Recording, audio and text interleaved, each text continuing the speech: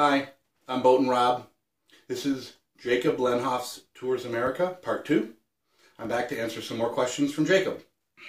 How did I ring in New Year's?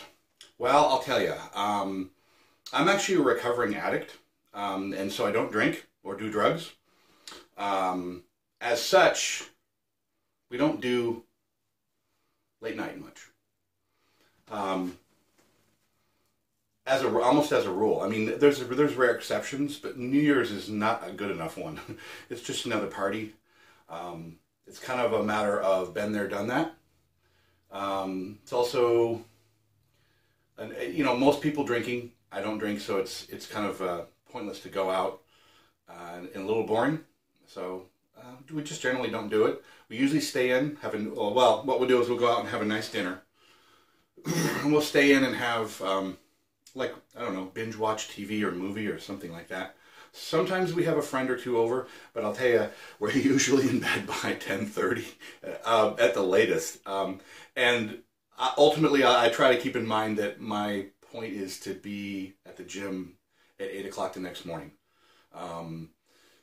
Normally it's 6 a.m. for myself for the gym, but on holidays, January 1st, it's 8 a.m. So with that in mind, it gives me a little time to sleep in if I need it, but we don't really do it. I mean, I guess that would be celebrating, but that's about it. So not really a whole lot.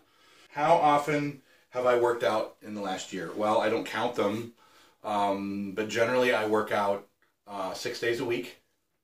On average, 6 days a week. Sometimes I take another day if I need it. I don't have like a set schedule, or I'm not competing, so I have I'm not running a race or anything. I do what's comfortable. But 6 days a week, and I have generally a 7-day rotating schedule. So it kind of is offset. I do body parts separate for every day. So like I have a leg day, I have a chest day, I have a shoulder day, I have, a deadlift day, I have an arms day. What'd I miss?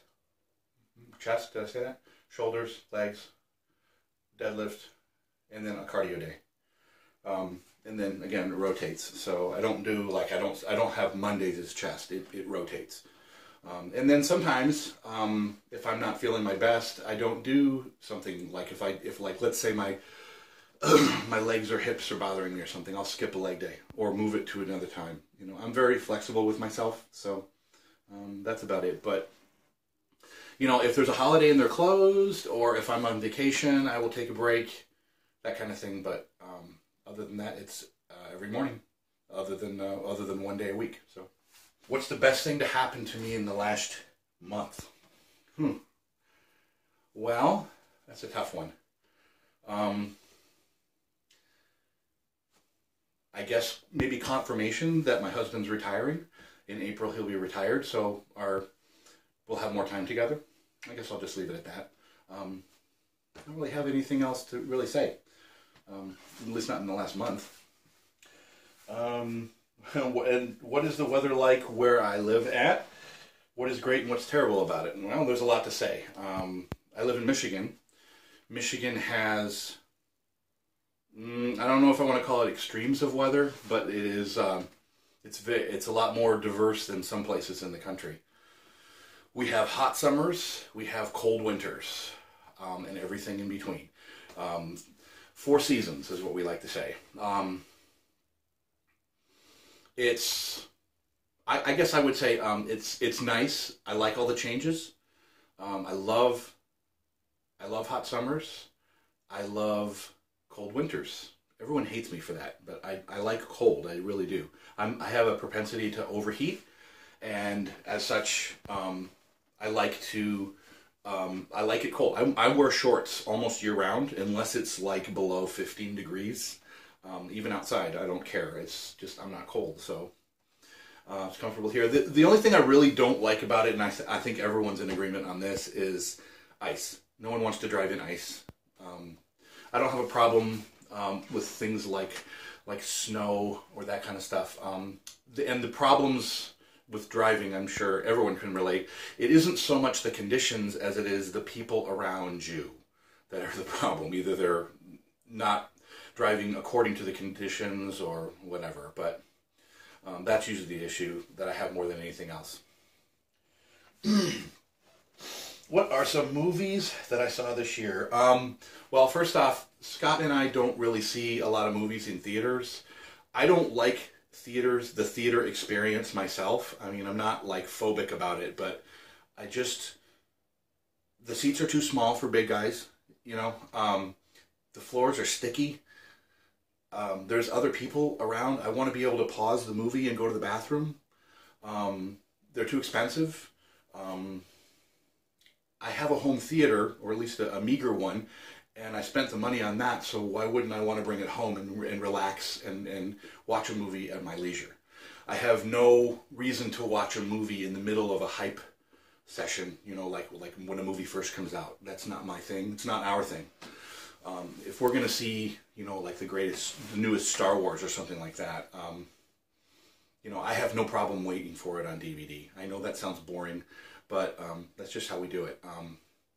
The other thing is we don't see a lot of movies because I think there's just a lot of junk out there. You can find some good stuff if you look.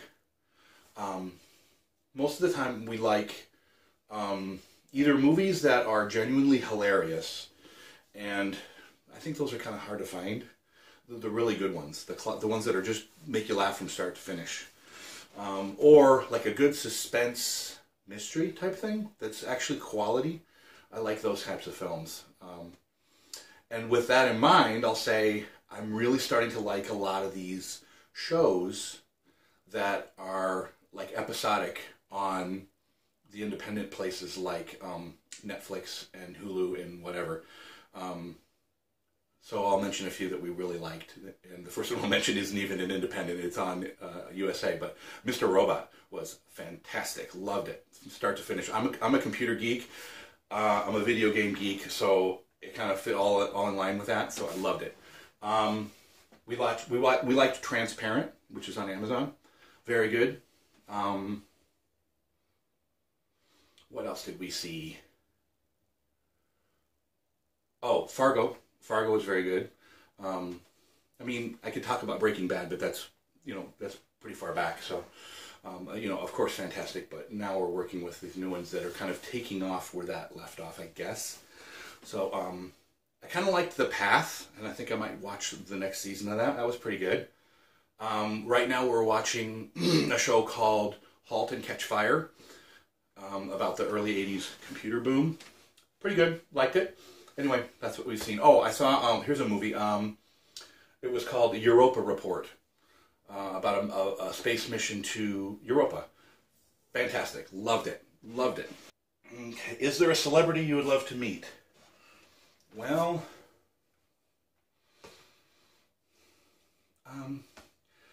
not really. I mean, if you mean celebrity in the Hollywood context, probably not really. I don't idolize people. I don't play the fanboy game at all. It's not my thing. If I saw someone and met them, it would be like, hey, how you doing? Oh, good, bye. I mean, I don't care. The fame thing does nothing for me. If, however, you mean with celebrity, you mean someone else who's famous for something else, like Bill Gates or something like that, who's done amazing humanitarian efforts. That I have tremendous respect for that, and that I would be a little starstruck about. So someone like that, someone that I have genuine respect for, rather than just being a good actor. You understand the difference I'm trying to say? That kind of thing. But with that in mind, I mean, I don't. I'm probably a little different than most people in that I'm not sexually attracted to most of what Hollywood has to offer. Sure, there's some big guys. I like big guys. But most of them aren't my type.